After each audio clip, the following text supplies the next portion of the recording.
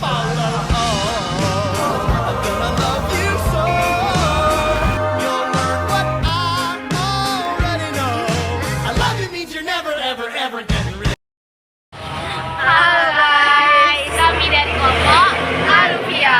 Jadi kesempatan kali ini kami akan menjelaskan tentang tanah.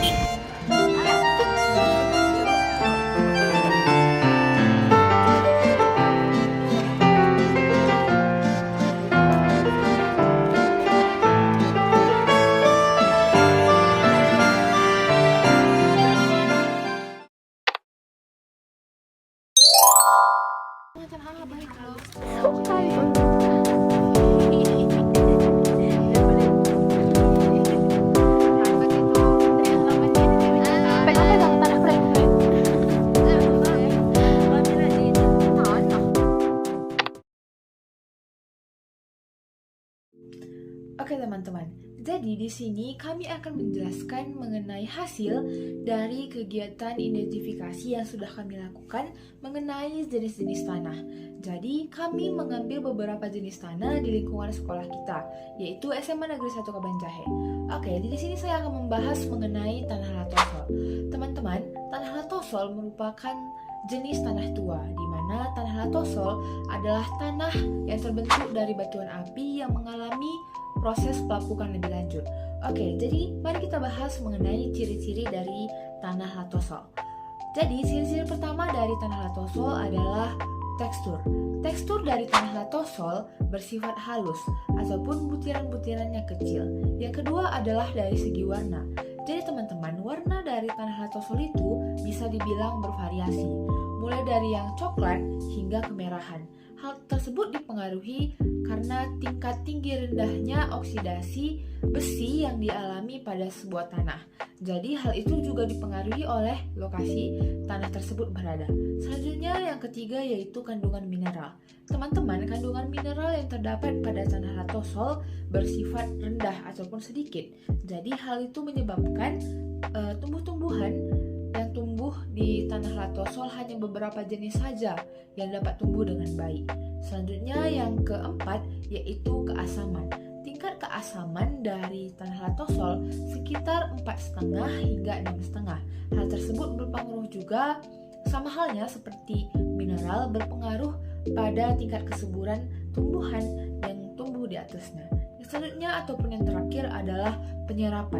Penyerapan dari tanah latosol itu sangat baik ataupun penyerapannya tinggi karena tanah latosol memiliki pori-pori yang dapat menyerap air dengan baik. Jadi teman-teman, banyak orang memanfaatkan tanah latosol ini sebagai tanah yang dapat menangkal erosi. Oke. Beberapa jenis tanaman yang banyak tumbuh ataupun dapat tumbuh di tanah latosol mulai dari tebu. Tebu dapat tumbuh di tanah latosol. Selanjutnya ada coklat, tembakau, pala, vanili dan masih banyak lainnya. Baiklah teman-teman dan ibu guru sekalian, jadi di sini saya akan menjelaskan apa itu tanah aluvial. Jadi tanah aluvial merupakan salah satu jenis tanah yang terbentuk karena proses pengendapan. Tanah ini dapat kita temukan di daerah sungai, danau, dataran rendah ataupun cekungan yang memungkinkan proses terjadinya pengendapan.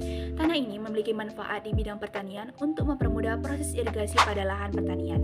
Tanah ini memiliki ciri-ciri yang pertama itu berwarna kelabuan muda, yang kedua itu memiliki tingkat kepekaan terhadap erosi, yang ketiga mempunyai unsur zat hara yang bergantung pada perubahan iklim, yang keempat itu memiliki zat mineral yang cukup tinggi, yang kelima itu mempunyai pH yang cukup rendah yaitu 5,3 sampai 5,8. Nah teman-teman, jadi adapun manfaat lain dari tanah aluvial ini dikarenakan dia memiliki zat hara yang sangat berpengaruh untuk perkembangan dan pertumbuhan tumbuhan.